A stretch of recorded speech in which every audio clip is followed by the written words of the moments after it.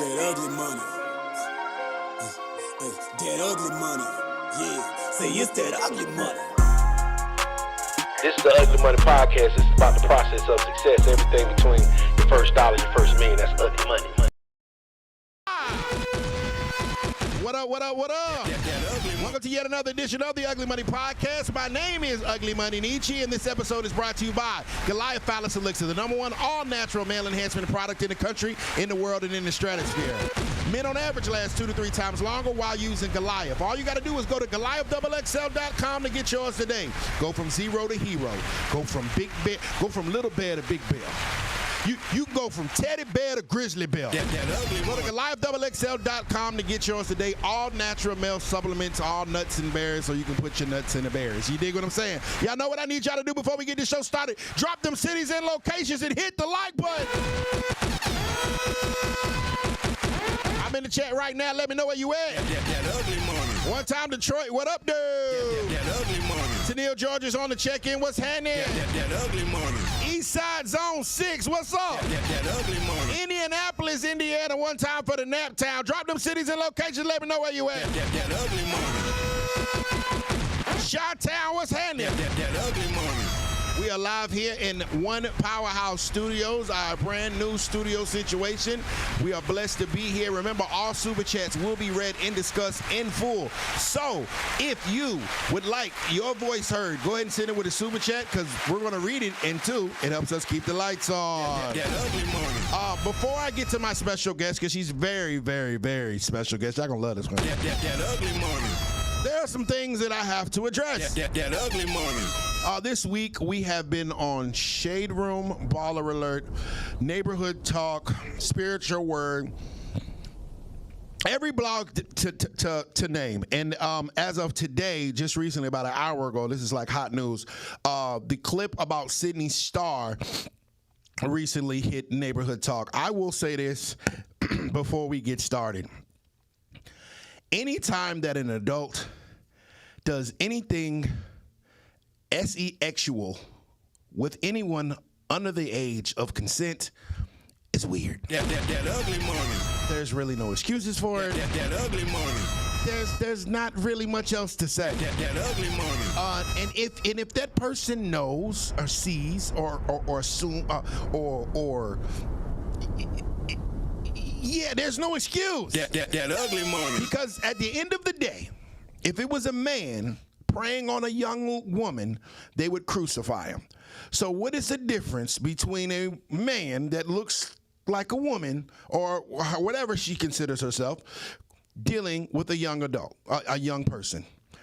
That's it. I'm a father. I protect my sons the same way I protect my daughters. Point blank, period. So men can be sick, women can be sick, trans can be sick, gay can be sick. Sick is sick. It ain't an ABC thing. It ain't an LBGQ. It ain't no letters in it. It's just sick. That ugly money. All right, now we got past that. That ugly money. Ladies and gentlemen, I have a special guest, and a special guest indeed. I mean, she's like the connoisseur of love. This woman is like, if you've ever wanted to scale up your love life, your bedroom health, this woman has it down to a science. The word tantric is one of the first things that come to my mind. Ladies and gentlemen, boys and girls, I am proud to announce our special guest of the evening, Miss Shakti Living, a.k.a. JG. Hey, babe. I love the energy. It's so much. It's so fun. You know, I think it's important for all of us to do what we love to do. Yeah, I can tell. And then that way, you never have to work a day in your life because you're actually enjoying what you do. Yeah, I can tell you definitely. Like, this is your element. You feel comfortable. Right. You're not working. You're just being you. Me, having a great. So you love what you do as well. I love what I do. You know, I piss a lot of people off, but I really don't mean to. Right. I just think, like, I'm fighting these supposedly Christians who are saying that I worship Satan and oh, wow. that I'm a Satan follower and lover. On the double. Go ahead. So I'm not really sure, like, why I give that. Right. But like, I don't get Satan worshiper for me, but for whatever reason, yeah. So I understand a lot of people have a problem with what I do, and it's very triggering. But I just think that God wanted us to enjoy life to the fullest, right, and give all glory to him in that. So I believe that you can do that with sex too, because he made sex, and he did make it. Yeah. And so, and I believe in the family unit. I do believe in man and woman, and I'm sorry if I upset you, but you can be gay too, but you have to pick a polarity. It's like, for sure, man and woman, and then children, and then man answers to God, and I believe that. And so I think the show I was on with Joe, he said, I didn't know you were conservative, and I was like, very. He thought like I was like polyamory, like I was like, no, I know that maybe it gives that, but I really believe in the power of going really deep with one person, and Amen. No pun intended, but you know what I mean? So yeah.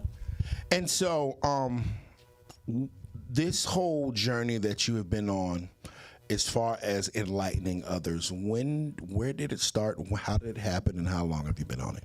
Yeah, so I've been in the yoga world, if you will, since 2011. I did my first training in Manhattan. And then from there, I just thought, like, wow, there's something here. Because I'd had a very intense, colorful life, being a product of the system, growing up what some would consider very fundamental kind of Christian cult. And so getting injured in the Army and then, coming out. Thank you for your service. I barely served. I got injured during basic, but I tried, okay? So I'm honest. The obstacle course is tricky sometimes. Yes. If you have some other challenges in the back, it's not a good. Yeah, but I got accepted in the Air Force. Long story short, I went Army. Air Force is easier. Obviously, I'm smart. So long story short, like I had a very intense life, and then got into the hands of a pimp, and I just couldn't get out of that. And it was in Vegas, and I just could not break the cycle. And so the yoga was like, people always judge me, but I'm like, you don't even know his story. It's like in the Bible, it says like God can use anyone or anything. Just like the Saul on the road to the Damascus, he used the donkey. He used mud to make the blind man see. He used the prostitute to show be like, you guys are all hoes, not her. Right. Do you know what I'm saying? So like, yoga was the tool that I think God put in my path because I was just kind of naturally good at it. And so I began to kind of be on that path, and I understood like it's all connected, mind, body, spirit. And I wanted to like dive deeper into that because I never learned about that. And so, that's when I started teaching yoga. I started teaching Tantra back in went to my first workshop in 2012, and then moved in 2013. I spent a year there. 13 to 14 in Thailand. For those that have been sleeping under a rock, what is the definition of Tantra? So this is where it gets really, really, there's just so much misconception around it. Tantra is not a religion. Can I just say that again? It's not a religion. You can be a Christian and practice the principles of Tantra. You can be Buddhist. You can be Muslim. You can be whatever you want. Because Tantra is it's a personal development path. It's a holistic system is of spirituality that recognizes plus and minus. What does that mean? Poles of energy, protons, electrons, right? Day and night, hot, cold, yin, yang, man, woman. There, I said it.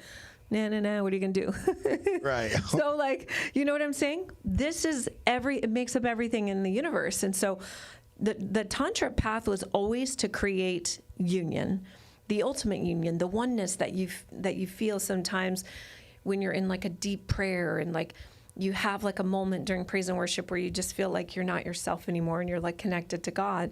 And that's what Tantra does, but it just used sex to get you there.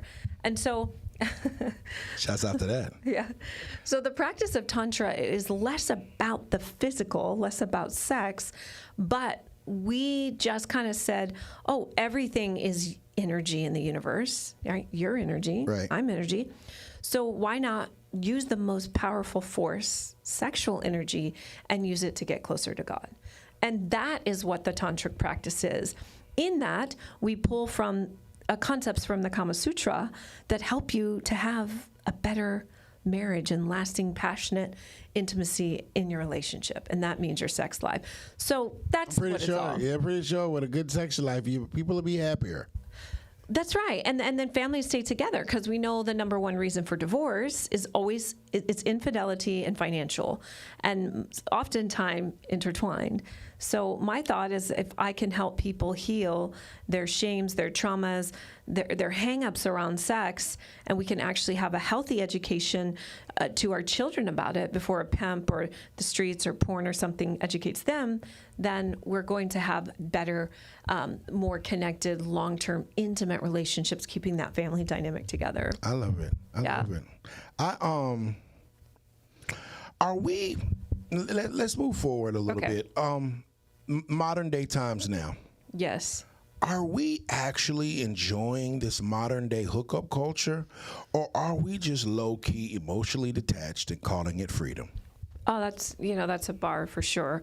I think that it's really it's a shame, it's a repression, and it's a dysregulated nervous system, and it's lack of intimacy and by the way, intimacy isn't sex. Newsflash. Young men not ever having an intimate connection with their mother. And that prepares them for the relationship when they go out into the world. They're then avoidant, and they have like an adhesion to touch, and it's like, they're like, oh, I just want to do the deed and then be done, and like then not understand why she's not happy because for women, sex is not as important as it is to a man. Right. We crave intimacy. We want it. And then once we have intimacy, we're like, okay, yeah, now I'm going to fuck you.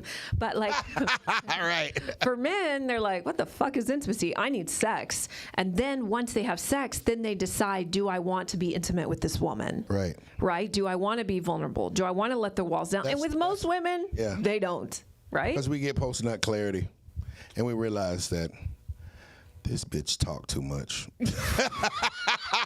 This was a bad decision. Right. And maybe if I got her pregnant, what kind of mom would she be? And then all these things. And would she stand beside, like the questions, people are so obsessed with like body count. And I'm always like, why don't you ask the questions like, hey, how do you feel about our aging parents? Would you let them move in? If something happens to me and I become disabled, will you take care of me? Will you stand by me? Will you take care of my child? There's single moms around, let's just be honest, right? Like, these are the type of questions. How do you feel about food and movement and keeping our temple clean? Like, what's your perspective on education and religion? Like, who do you believe in? These questions are so much more. Are you okay in, like, me submitting to me? And if you can't say that word, a woman's like, then why are you putting your dick inside of her, Because if you get her pregnant, she's not going to follow you. Nope. And then she's going to take your child and demand that you pay her, and then also dictate when you can see your child.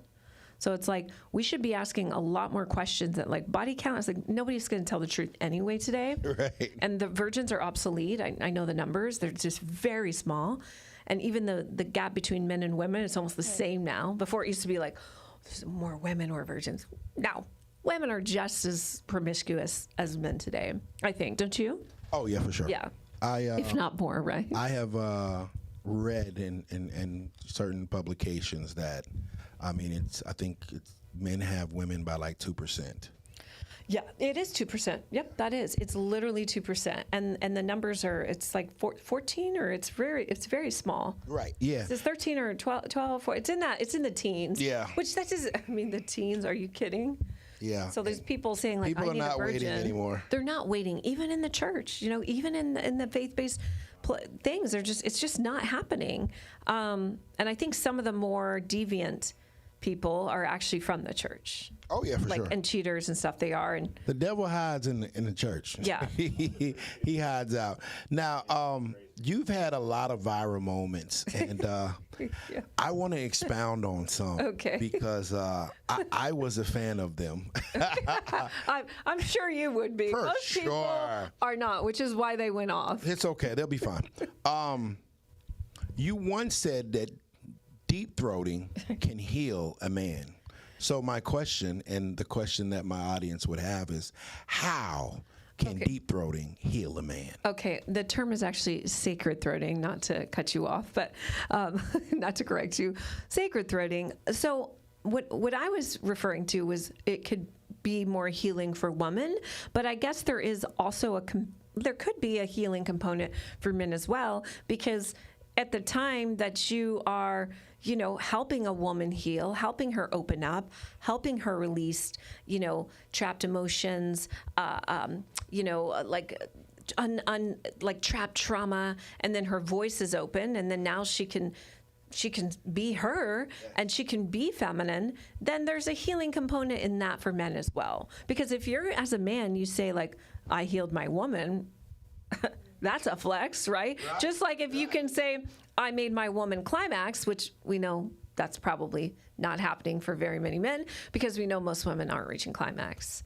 So that's a flex. So it can be healing for men as well too. Like, wow, something I did helped her heal and become more feminine, become more godlike, become more conscious. And it was with my lingam. So it's like, that's kind of cool, And so I'd be inspired as a man. My lingam, I want to use your words. Okay. My lingam, yes. Lingam, yes. can heal this woman yes. by inserting it and opening up her throat chakra. Yes, in many scenarios, this has happened. It's done with lucidity. It's done with consciousness. Just like things like yoni massage and anal as well as something healing too can be. I'm getting to that next. Okay. But basically, simply put, a man receiving fellatio from a woman can actually heal her. Yeah, it can. I think it can be healing for both, because listen, there's so much like trauma on both sides, let's be honest, right? And a lot of women, and here's something, I just thought about this. Like, for women, it's like, oh, you give oral? Ew. You must be like a 304, or you must be, like, it's like, oh, you enjoy doing that? Gross. And it's like, yeah, I do enjoy having my man's lingam in my mouth. I feel very connected to God. I feel very conscious in that moment, because it's like his sword, it's like his sword of like, and his like direction, his like, his energy, his focus, his life plans, everything's there, and I'm consuming that. Yes. Why would I not enjoy that moment? Amen. That ugly moment. This is my new favorite interview. That ugly moment. Shout out to Tyler. We love you. How? If I wanted to heal my woman, Can we tag me in this YouTube? oh, for sure. Janelle Gordon at Gmail is my handle. Yeah. We should have had you, log in. It's all cool. It's tag it. He can 2 tag it. E's, 2 L's, or 2 E's, 3 E's, 2 N's, and 2 L's. So 2 E's. JENNELLE, and then Gordon spelled traditional. This is amazing right here. Did that sound crazy? No, it sounded amazing. Okay. Right. Amazing. How long does my lingam need to open up this woman's throat chakra for her to be healed? Okay, and that's a great question. It would take some time, let's be honest. Take some time. It'll take some time, because first of all, I'm going to explain to you that you have to get over the gag reflex. And that can be challenging. And she needs to get over it. She does need to relax and surrender into the gag. Free game alert. Go ahead, Quinn. So, and I'll be honest, for me, there's different positions you can do this. And if you want all that, then you should definitely get my Sacred Throating Manual, because I teach you how to do it. And none of that funny business. This is like, I really show you how to do this. This is no like, OF content or anything like that. It's a real thing. There's no like actual live lingam involved, you freaks. But I do give you the step-by-step of how to do this. So it does take time. And the thing is, as a man, this should encourage men to want to last longer, right? Right. Because most men aren't used to getting this type of sacred throating, so they might lose it right away. I know in your commercial you said like it'll double how long men last. Well, men last about 3 minutes, so now you get 6. Woo! Right. No, he's gonna have to train. He's gonna have to stay in that chair and ride it out. Yeah, he's gonna have to train, and that's why he should train semen tantric retention. That's something I also have. But yeah, so Fellas, it does take a long time. Think about basketball or count. Go ahead. I'm sorry. Yeah, exactly. Whatever. Is there all kinds of tricks? You can get all the tricks on that. But so it does take time, and it might not even happen the first time. So this is something you need to rinse and repeat, right? But the thing is, the fifth chakra sits right here in this region. So it's really actually here. So in order to do that, then that means you have to get down there. Just like internally, there's the G spot and the cervix. The cervix, in order to reach that, you have to work to reach that spot. So there's a spot here that can facilitate healing, if you will. Yeah, the healing. So, but it does take, and sometimes women there might be a reaction, like they might just like break down. Like I've had orgasms where I just cry and I cry and then, or I'll start laughing sometimes, depending. There's like 12 different forms of orgasm, so each orgasm has a different kind of chakra orientation. Crying while the lingam is in her throat chakra is a very healing experience. I mean, it can be, because listen, for a lot of women, we've looked at the lingam as like bad. I've been hurt by this. I hate this. And then the masculine, the modern feminists are like, fuck this. I don't want this. I want a dildo inside of me, like I'm not going to. A fake lingam. Correct, which is the same thing, It's just like one that with an on and off switch.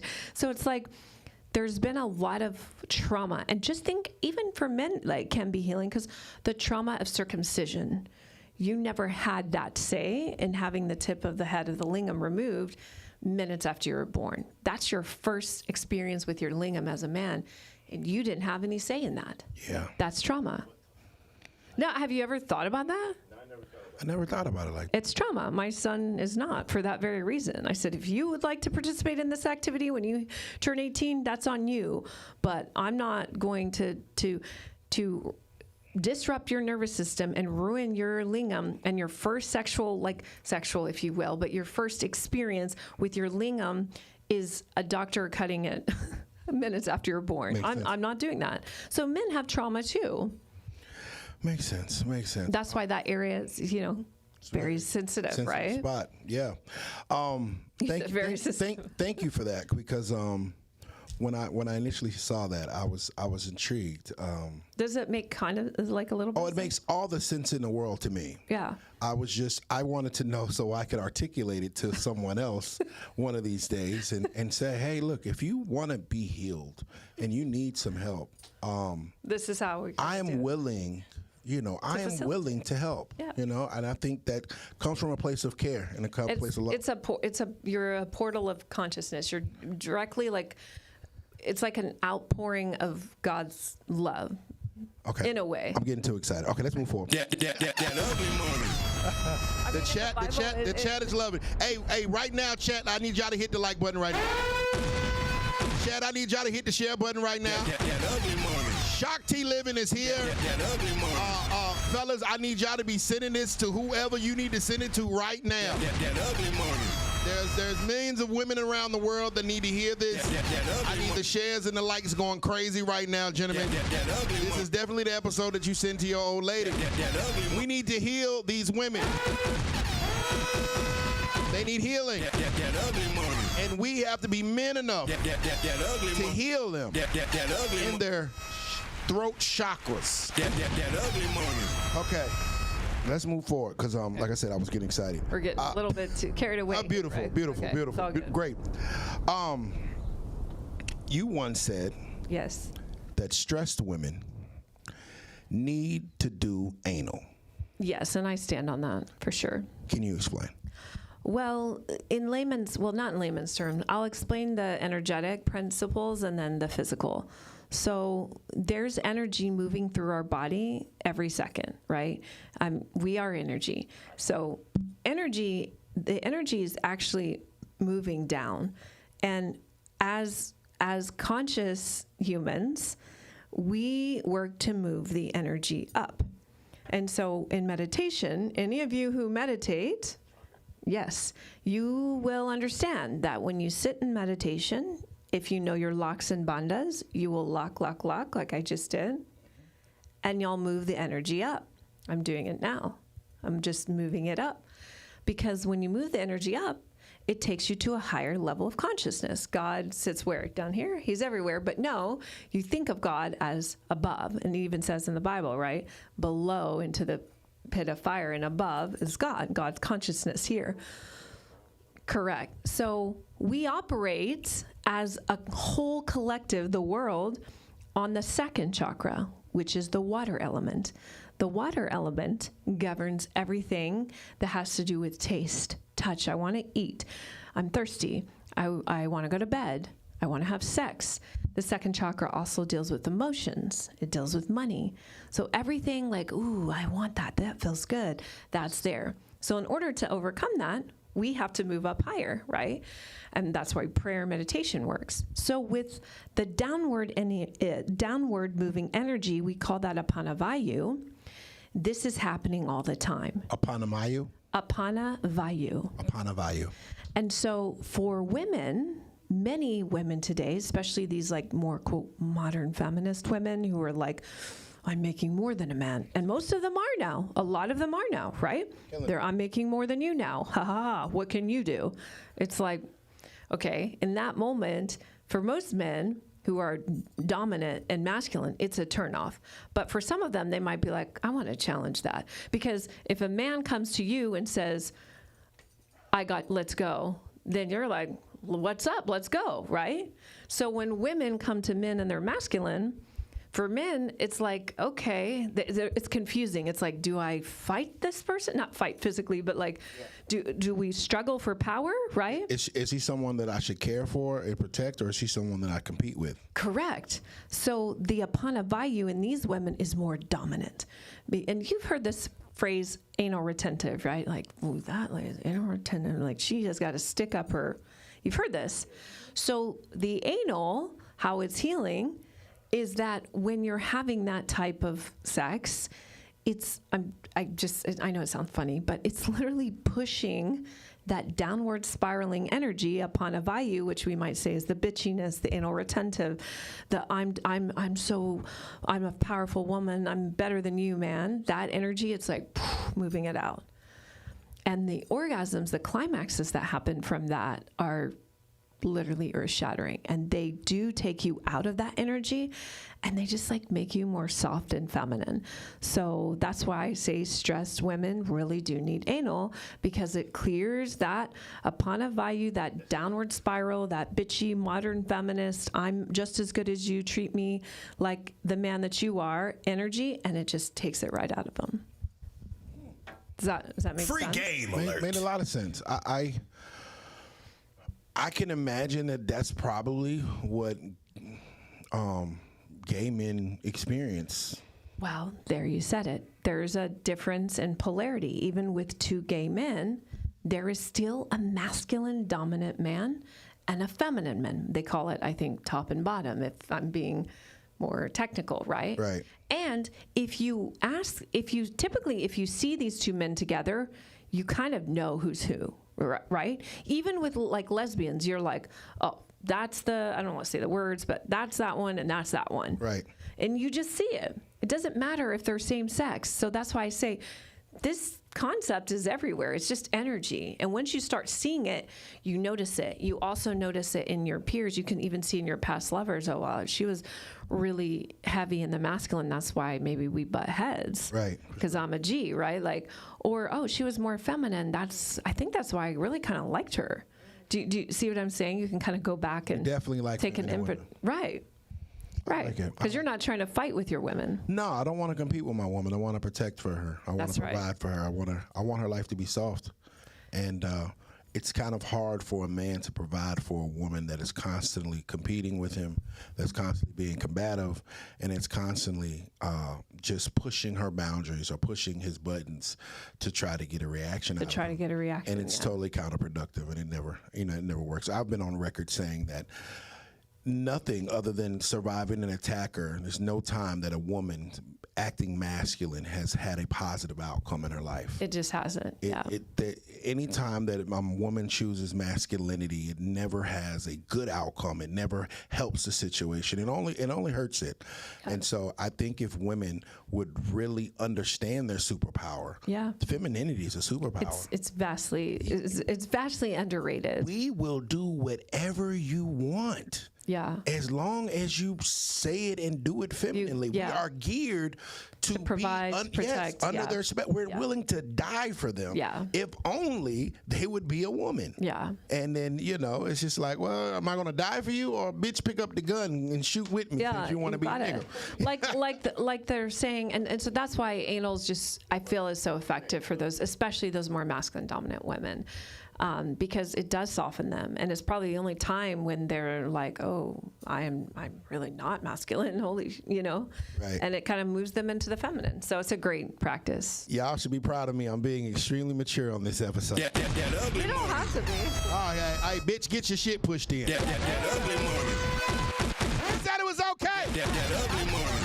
Hey, some of you bitches need to get your shit pushed in. That ugly morning. And that way you shut. No, okay, I'm coming. That ugly morning. One more viral clip that I wanted to All right. One more viral clip. Oh gosh, which one? Please explain Mother Nature's feminine energy. Oh, this is valuetainment, right? Yeah.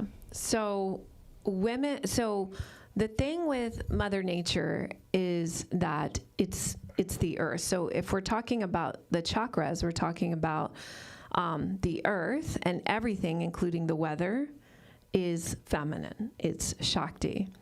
And the cosmos, meaning the sky and the stars above, is never changing, always present, always the same. Shiva, masculine energy. Right. And so you have that juxtaposition of, even in the storms, you guys get what? Hurricanes here, or what do you get? Hurricanes, tornadoes sometimes too. Tornadoes. So sometimes they can be devastating, and it comes through and literally destroys everything. But if you look up into the sky that same day as the destruction, even that same moment, everything is completely the same. The sky, the stars, everything. It's untouched. And that's the duality of the masculine and feminine. And so the feminine just always wants to be seen. And that's why you see this.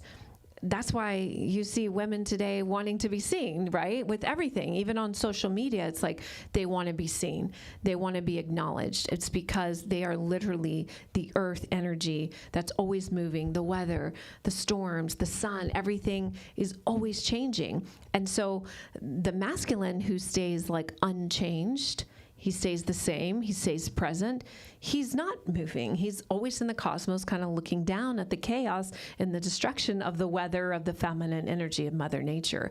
And so women, we want to be seen. And I think in that regard, this has become quite tricky today, because women are doing anything to be seen and to get that presence from men that's unshakable, unmovable, unfuckwithable. And they just want that. So they'll do anything. They'll even cause drama with you. They'll pick a fight just to get that presence that they crave from you. Instead of just, saying hey, I really, this is what I say to my guy. I'm like, I just crave your presence. I just need it. Everything in my world right now I feel crazy. I tell him, I feel less crazy after you're inside of me. That's basically my quote. Or after I've drank your semen. Game alert. I feel normal. After I've ingested his life force, I feel normal. And I tell him, I don't feel normal when these things aren't happening. And if you go too long, then I'm going to do something unhinged probably, because I'm pretty normal. I'm not normal. Let's not say that. But I'm balanced. But then there's times of the month when I'm like, oh, man. So then if he comes and he's present with me. We make love, this and that. And I'm like, okay, I'm good again. And so women need men. We really do.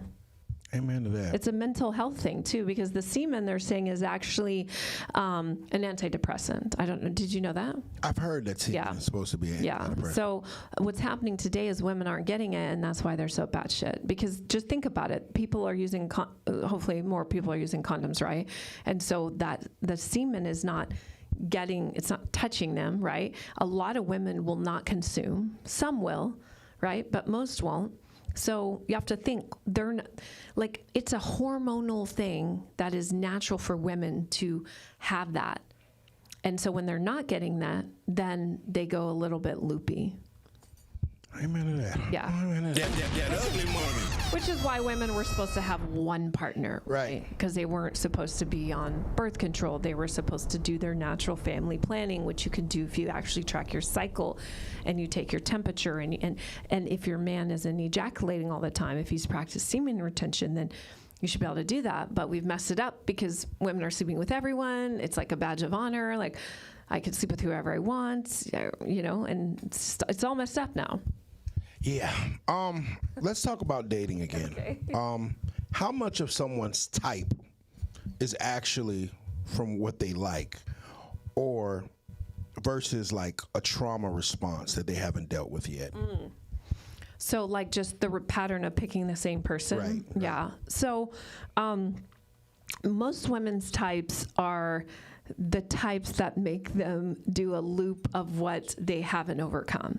Right. So they are stuck in a pattern because unless you do something to disrupt the pattern and then replace it with a new and empowering belief, which is NLP, you're going to just keep repeating the pattern, the same person until you heal. And a lot of women today, they say they want to heal, but they really like the drama and they like being the victim. And I'm going to say that again, like, they want to say, oh, I want to be healed and I'm staying, I'm manifesting my king and da-da-da-da.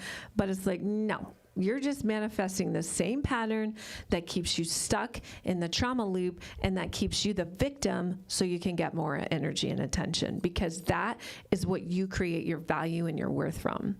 Yeah, I see a lot of women choose the same type of guys. Yeah. Right? The guy will tell him, the good guy will be like, oh, I want to take care of you, I want to provide for you. Nah. I don't want him. Fuck that. I learned, it was funny. There was usually my guy's getting out of jail tomorrow. Yeah, no, and usually on the first date when I date a new woman, I say, I am not a nice guy, but I'm a good man. Okay. I'm a good human. How do they respond? They're intrigued and it makes them like me more. Yeah. I'm telling you, I'm not a nice guy. I'm a good human. I'm a good man. I'm going to stand up for what I believe in and things of that nature, but I'm not nice. And it seems like, and it's almost like sometimes the more red flags you throw at them, the more they like you. The more they like you. Yeah, it was weird. Like when I used to try to be the upstanding man that every woman wanted, it was like, it's too nice. The ick. Friend zone. Yeah, right? friend zone. When I tell them like, hey man, you know what? You'll be my favorite. You'll never be my only. They're like, okay, I'm going to prove you wrong. Right. It's weird. and I've been on record saying that women like men that other women like. That's right. That's correct. And so one of the easiest way to get women is to have women. That's right. It's kind of a little loop. Right. And so it's like, if I was to go out with say Ricky or whatever, and we're out at a bar somewhere and there's a group of girls there, I'm less likely to get their contact information or anything with my homeboy. But if I was out with you come out with me, people are going to be like, I got everybody's Instagram, everybody's number, because I guess, I don't know. It's just, they want to try. There's two things. It's like, wait, why did he pick her? And what about her do I not have? I think I can compete with her. And it's almost like it's what can I do to get her out of the way and to get in there? Right. Yeah, right? They want to take her spot. Yeah. And it's just like, wow, this is like, it's so masculine and competitive. It's they're competitive. Wild. Women love to compete with other women. And when I realized that, I was like, oh, so the key to having women is to have women. To have women. And when a lot of or times, to have assets, to have money. Right. And it's like, with assets usually comes women. Correct. Right? And so, because that's like, when a man is in a relationship, women love him. Yeah. He's so sexy to women. If you're in a relationship, oh, well, I used to like you and I never told you. But as soon as he's single, that no one wants to. Nobody wants to. That's also an energetic thing, because I've noticed that in the past too. Like if I was like in a committed, which that's all I do. I only do committed. So then it's like, damn, everyone comes out of the woodworks. But then as soon as I'm like, I went through a breakup and I'm single, it's like, nobody wants to touch me. It's just like, and it's also an energetic thing, because a lot of, like, if you feel like, oh, I'm with someone there's like a confidence and there's like a connection that you feel like, oh, he chose me and I'm with him. And so you give that energy off, right? So then other guys are like, oh yeah, she's confident. She was chosen. I like that energy too.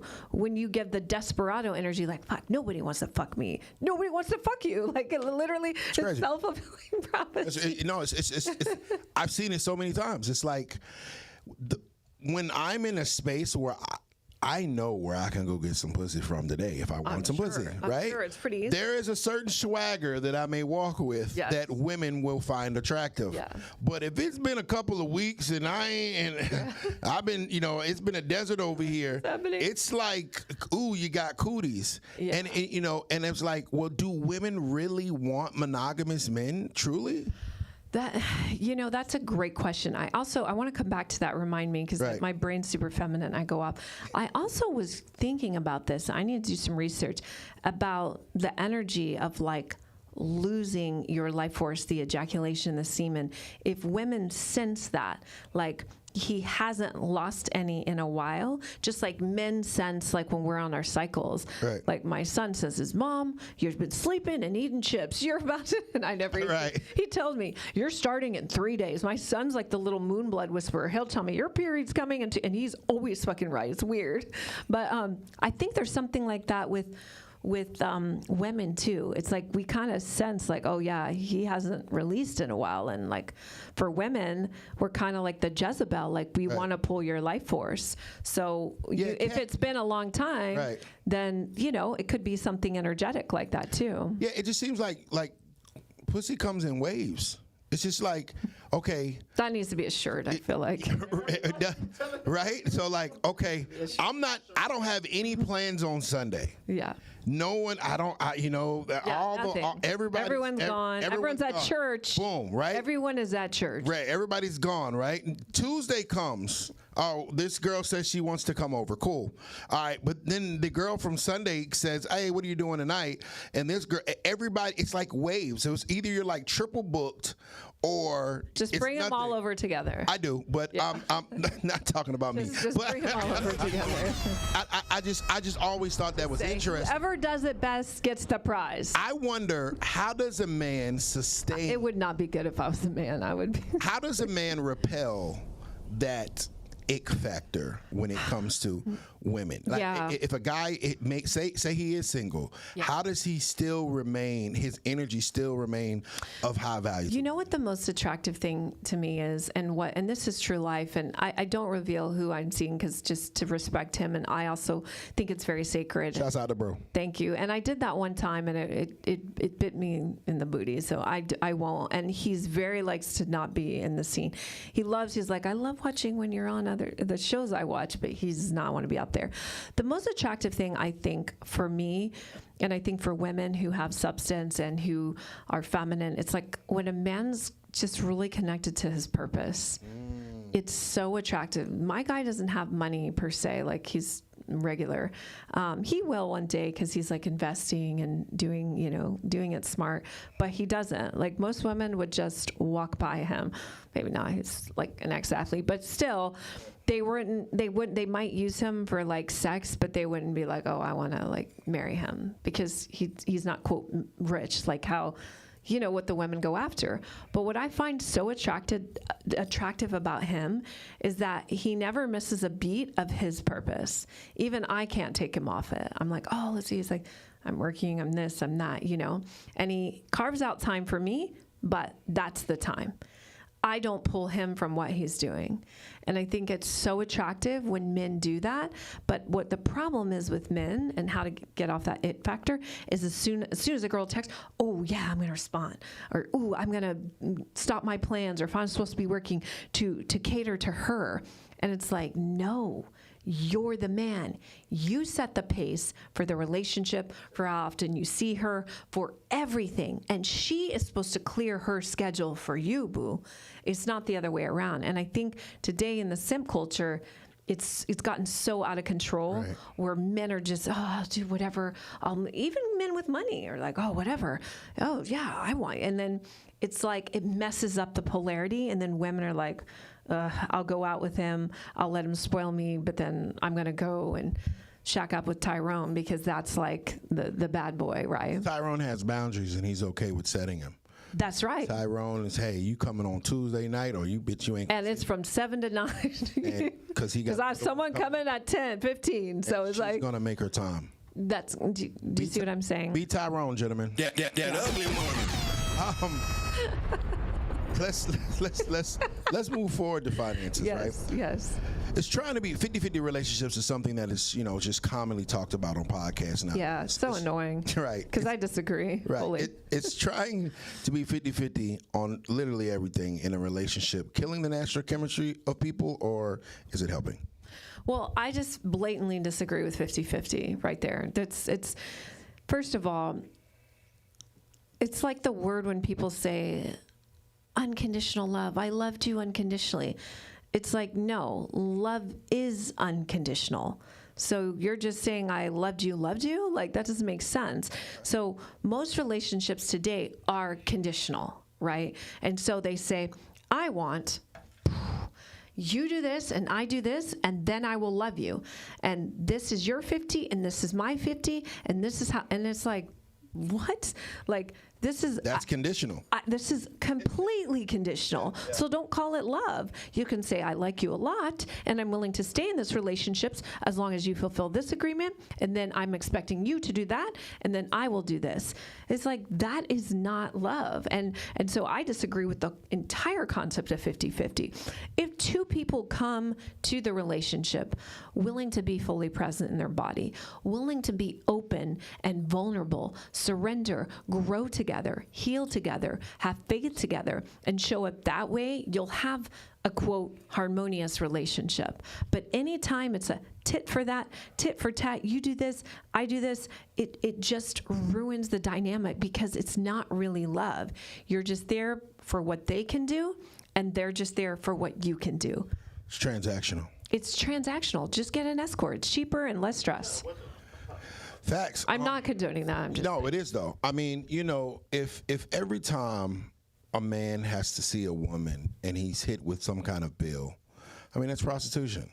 It really is, and that's one of my other viral posts where I said all women are basically prostitutes on some level, and it is. Even if you're married, it is kind of a prostitution because it's a deal. It's a contract you signed that said, if you provide, protect, I will give you a child, I will make a home, and I will be obligated to have sex with you X amount of times, but I'm not going to do it because the quickest way to not have sex is to get married. Wow. Like, if you want to have sex, don't get married. Wow. Yeah, and it's just, and listen, I actually advocate for marriage, but it's the facts. Married people don't have sex, and the rates that they have sex are extremely low. So if you want to ensure that you won't have sex, then go ahead and get married, or go ahead and do marriage the traditional way, I would say. I know. Wait. Oh, okay. Sorry, it is true though. Dead bedrooms, you've heard of them. As a man that has never been married, I can see that being terrifying. Same. To a man that if he is willing to share his last name with this woman, and that's going to eliminate sex, I thought that would be the opposite way. It doesn't work like that. Like, my guy's already said, like, he will never do traditional marriage. And I know that. And I still said, well, okay, I want a ceremony of sorts because I'm feminine. And he said, okay. And then I said, you want to be seen. I want to be seen. There you go. And I said, I'll still take your name, because I do respect men, and I would want that. And so he's like, okay, but he shows up different than 99.9% of men on the planet. I still don't know how I found him. We're so different in different walks of life. It's kind of weird. But for the average woman, yes, you would think that, like, oh, she's going to open up. But what happens is, I'll tell you exactly what happens. It's really just lust. It's not love most of the time. And it's also, women have an ideal of something that they've connected to their identity about the wedding, the white picket fence, maybe not so much anymore, but if you will, the family, the children posting on Instagram, the Christmas cards and matching clothes, and that's what it is for them. It's not like I will die for you, I will serve you, I honor you, I respect you, I hear you. That's not it. It's like the other things. So when you get into that marriage, the sex almost starts going pretty quickly, right? And now if you have a child right away, the sex goes almost immediately because the women goes through her. And for most women, I'm the anomaly, childbirth is rough. It kind of destroys their body, especially if they don't work at it. Their sex drive goes, their hormones become imbalanced. Many of them have postpartum. I did. And then the sex just goes away. And then the woman becomes addicted to caring for the child and she neglects the husband's needs. And that's where the cracks start coming first. And then that's where the divorces start coming. Correct. Or the infidelity, because he's like, I'm not getting it here. She's turned me down for 2 years. Our child is now 2, and I have men who say I haven't had sex in years, like, but I'm still with my wife, and I'm like, Shouts out to those men. You're way stronger than I could be. I know. My guy says, I'm leaving, just so you know. He already told me, I don't do dead bedrooms. He's told me that, For sure. And I'm like, well, thankfully you have someone who loves making love. So I think we're good. When these women go through these sex deficits, are they not loving their man as much, or is it just something that's going chemically or spiritually? I think there's a few things. A lot of it, I think, can be hormonal. But a real man would come and just say, hey, how do we solve this? Like, I see this is affecting you. I've done some research. And also, I think sometimes women, like, yes, she's a person. She has her own thoughts and beliefs. But she's trusting you, asking her, hey, honey, do you think you want to do? No. Hey, I've done research. Like, she's looking to you. Here's what I believe is going to help you. Do you trust me? If so, let's do this. Instead of asking her. Because a lot of times, if you're in that moment, I had postpartum, it's not fun. You're scared. You're like, what do I do? And your brain might be telling you to do something else. So you, as the husband, have to come in and say, like, here's the best course. What I've found, I've consulted doctors, holistic doctors, whatever it is you guys subscribe to, and hopefully you had that worked out before you got married, right?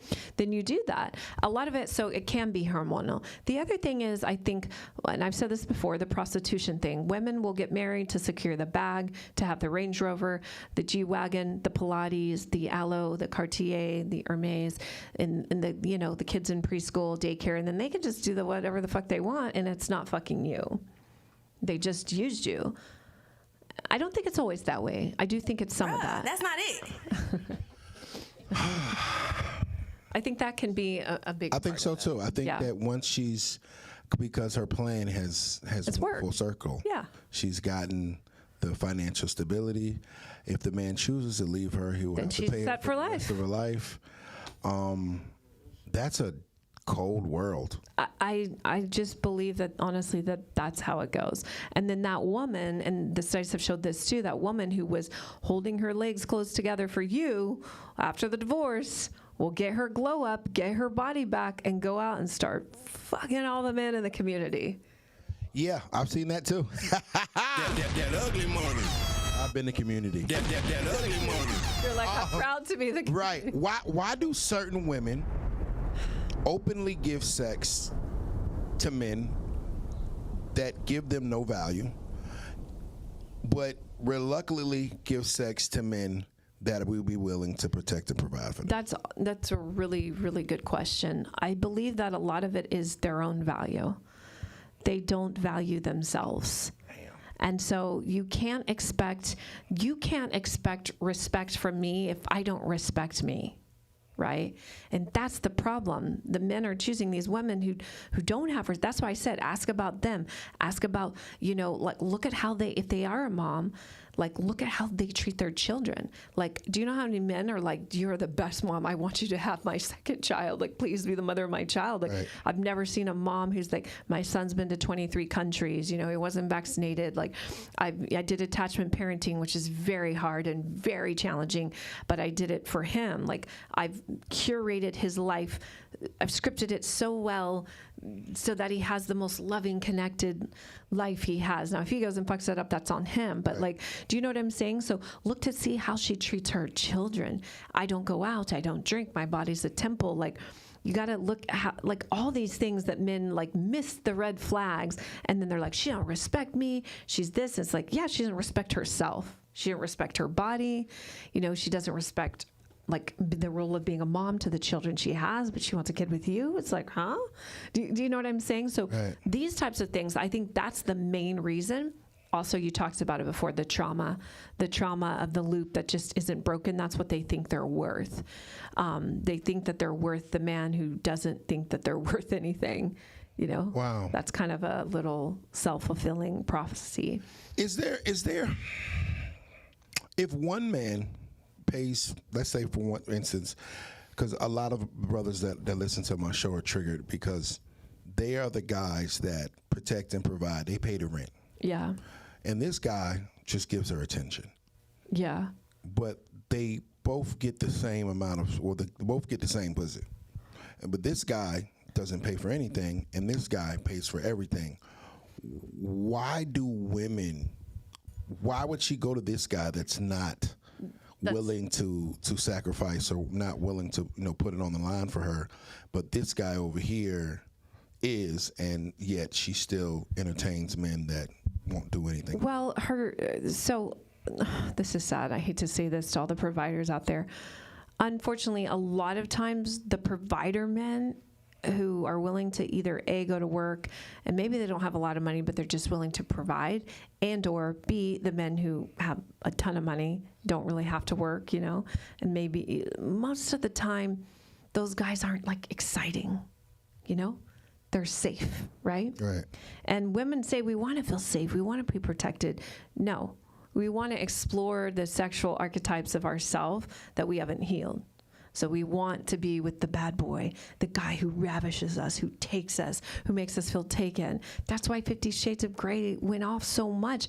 It was such nonsense, but it was like women are like, ooh, I want to explore that side. And most provider, protector type of men, they're maybe not doing all those things. They're out there working, and they want to provide a stable life, and maybe they're not as exciting in the bedroom as these Tyrones are. Does that make sense? No, yeah, it makes a lot of sense because I've been both. I've been the good dick broke nigga, and I've been the I got to get up in the morning working man, right? Which one do you like both? Well, me personally, I don't want to be the broke nigga anymore. I'm tired of. But there was a time in my life where all I had to offer this woman was sexual pleasure. Yeah. And I never forget, I was in college and they sent us home for Christmas break. And if you didn't want to go to home, you had to get out the dorms at a certain time. And I'm like, well, shit, this dick got to pay this rent for 2 weeks because I don't want to go all the way back home. So I got to stay at this girl's house with an apartment. So I made sure that I went above and beyond. Provided. And then now when you get older and it's just like, okay, I got kids, I got businesses, I have things to do. Every night is not a movie star pornographic movie. No, sometimes you just have a little energy. Yeah, right. And so it's interesting to me because a lot of these provider guys were once the good dick broke nigga until they built themselves up. Yeah, until they had a purpose, remember? Like a purpose and something to connect to. And so a man could always get sex from those women when he was the good dick broke guy, but they wouldn't get relationships, right? Because they don't view them seriously. They're like, I just come to you for sex. And that's why even a lot of women who go with those older like provider guys, they're cheating. They're going off and having sex with you at the time, good dick broke niggers. Or did I say the word? I didn't mean to say that. I was repeating you. I'm so sorry. Please don't crucify me for that. You fine. Oh my God. Trust and believe. You I never say that word. Go ahead. I was just talking you. So if they're the good dick guys or whatever, and, it's just interesting to me because like when did the dick stop being great? Right? I mean, because I see girls, I see women on social media all the time, and they're like, the guys with money don't have good dick, and I'm like, since when? Since when? Because the dick was great when I ain't been paid that long. Well, your priorities change, your focus change, and then that can also affect your presence, and then everything related to your lingam is also related to here. So mentally, you have to be relaxed. You have to be no stress. And when you're broke, maybe you were stressed a little, but not really. You're like, I don't have any money, and that's what it is. Right. Now that you're doing well in life, you have businesses, you have children, you have employees, you have teams, you have this. You're managing a lot more. So to stay in that, like, oh, I'm chill all the time, I have no worries. Yeah, life. They say money solves all your problems. No, it doesn't. It solves a lot of problems, but it also brings you more, because too much is given, much is required. For sure. More money, more team, more people to employ. You have more responsibilities. Now you're caring for people's families. Right. If you slip up, then their kids aren't eating. That's a lot of stress. And women forget that men carry that stuff. It's naturally a part of how you guys operate. Amen. Okay. Don't give them shit. They'll love you more. That's right. Keep it simple. What? Just feed them. Right. Dick. And feed them lingams. That's also true. What? So much. Before we get out of here, yes. I want to know your ideologies on certain things. Okay. The main difference between a traditional relationship in the modern dating relationships. Okay. So traditional relationships, it's so hard to think back to those anymore. But I would say, like, my adopted family had one, for the most part. It's like the father was like the leader. He answered to God. He prayed, and he kind of told my adoptive mom, like, here's what you do, and she like cooked and cleaned and did the dishes and made food for us, and he figured out a way to keep the lights on. And it was just very standard, and the ultimate decision was always his. Like, the mom she would always say, like, check with your dad. And that was kind of that was it. And his word was the final word, right? The law, final word, last word. There was no, like, I think they used to do, I don't know if I'm in trouble saying this, spankings. Like, that was something that, Yeah, we give ass whooping. Yeah, for sure. Is that what y'all call it there? Yeah. So that happened, and children were not, oh, hi, honey. Like, is everything okay? Like, are you feeling triggered? It's like, what the hell? Like, the things that people are triggered by today, it's like, that was like just what made us stronger. It's what built character in us now, So I think the parents not parenting the children, but kind of letting them parent them, like self-parenting or whatever it is. That's a huge difference in relationships today. And I think that there was always like faith that held the family together. And I think that today things have completely, and also I don't think women were working as much. They didn't. Like, I grew up super poor, but right. And even when she was working, there was still that same hierarchy. She still cooks, she's still clean. I never remember seeing my adopted dad do any of that. Maybe cooking something he liked once in a while, but those roles... Grilling, we grill. We get on the we get grilling. Yeah. That's right. So today, the relationships, I just don't even, they're just kind of a joke, I think. Wouldn't even call them relationships. I'd call them, like, I guess, situationships or arrangements.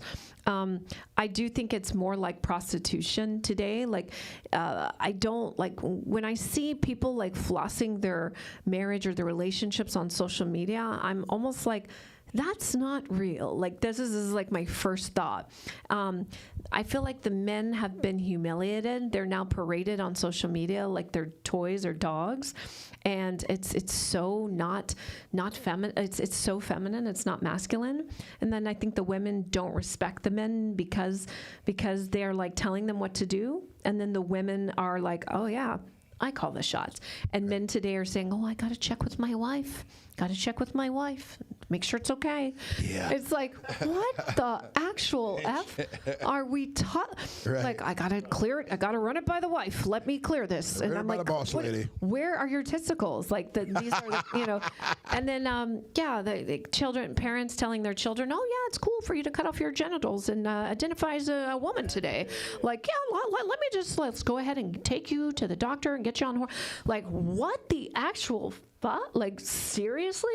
I saw a shirt from I think we would have got beat back in the day if we had said some crazy shit like that, right? I just saw a shirt from a WNBA head coach that said she supports trans children.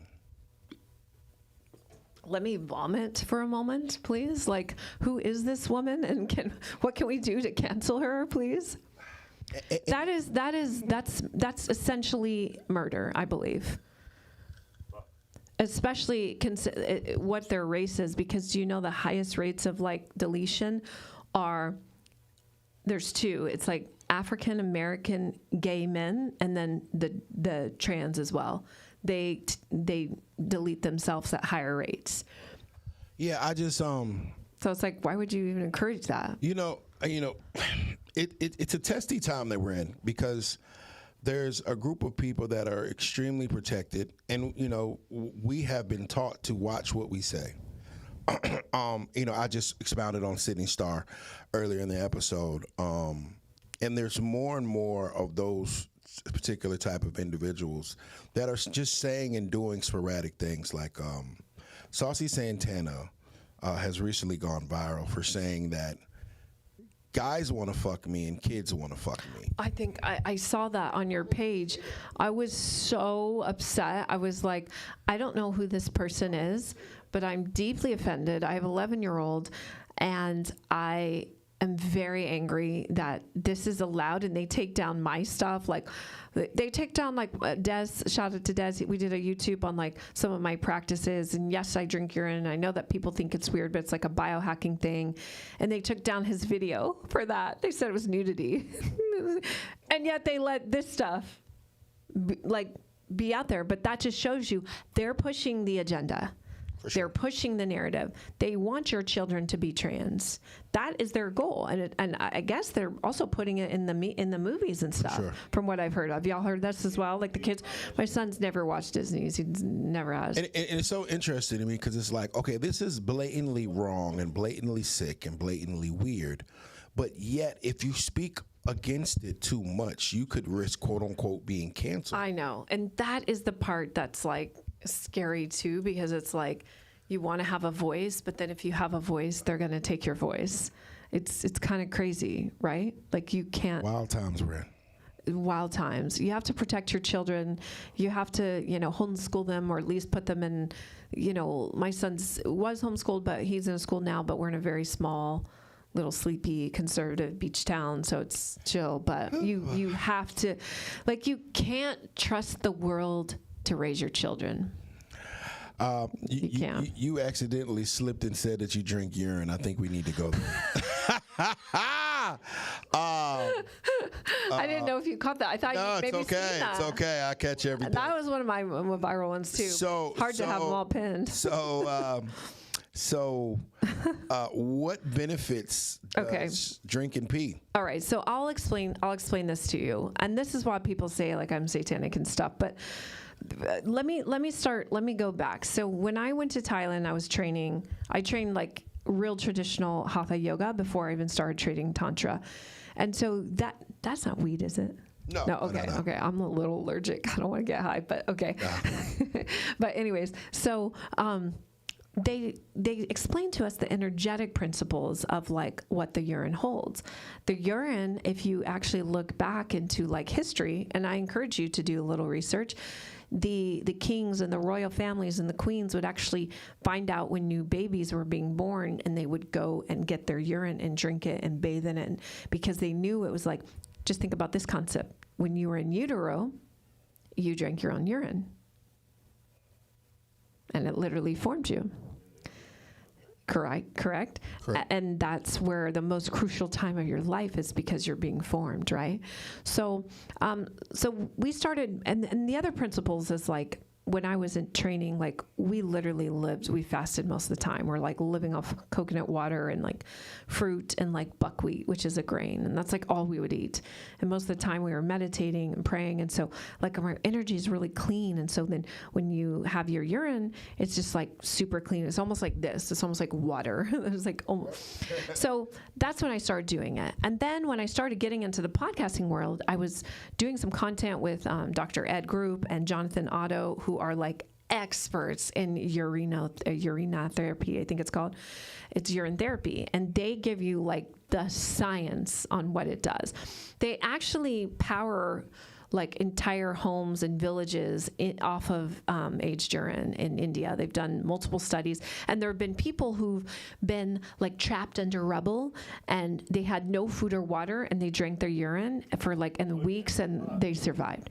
So people just don't like it because it is weird and it seems uncomfortable, but it produces stem cells. So if you have regular urine, it might have like I don't know, like 1 million stem cells and like mesenchymal stem cells, which is like the stem cells people go to Brazil to pay for, 20K. But if you age it 90 days, it's like 100 million stem cells in 90-day aged urine.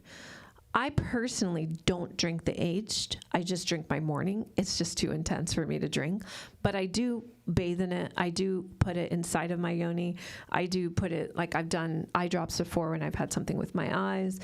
You can put it in your anus, like for enema, like coffee enemas. You can do an aged urine enema.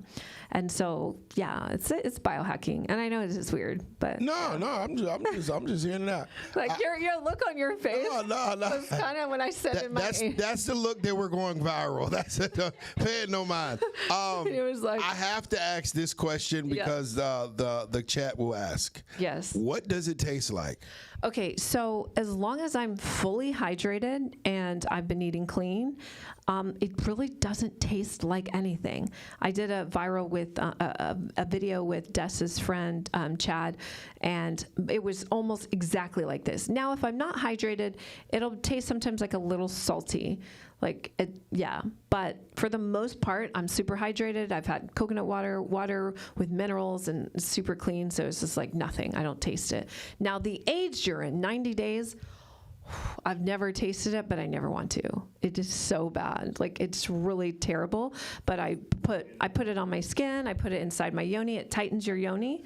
So if you do like a little douche inside with the aged urine, it's just like, you'll be so tight. There it is, ladies and gentlemen. You learn something new every day. That ugly I have really enjoyed you. You have Fun. so much knowledge, Thank you. so much game, and you're so articulate with it. So Thank I really you. appreciate you making the time to come on here. Before we get out of here, this is the Ugly Money Podcast. Everything between your first dollar and your first million, that's ugly money. The highs, the lows, the ups, the downs. Can you please tell me a time in your life where you fell down and you had to get back up, and how'd you do it? Yeah. Gosh, there's so many. I'll kind of tell you the one I'm going through right now. Okay, it works. So last year, I don't want to say too much of it because I'm still ongoing with the proceedings, but I had something that was put on me, and I've never been in any kind of trouble in my life, so I was kind of like, holy shit, like, what do? I have to defend myself, right? So I had to get an attorney, and I got the best of the best, and now closing that out. And so that time it was very low for me, very low. I get emotional when I think about it. It was really tough because you think that you don't realize like how good you have it until something like that hits you. Right. And I consider myself like I've overcome a lot in my life, but that was the hardest thing. But the thing that kept me going and how I feel like I switched it is I realized like, okay, I have two decisions. One, I can just fold. I can just collapse, I can give up, and my son is watching me too, doing this. And then what am I gonna do? Just like go commit myself and then have someone raise my son? That was one option, right? Or two, I could say, okay, I'm gonna go through this. Something is telling me that I should be going through this or I wouldn't be. So I'm gonna go through this. I'm gonna learn. I'm gonna never be in this situation again. And I'm going to have the comeback story where I come back stronger than when I was before. And so right now my app is launching. It's the first ever AI sexual compatibility app.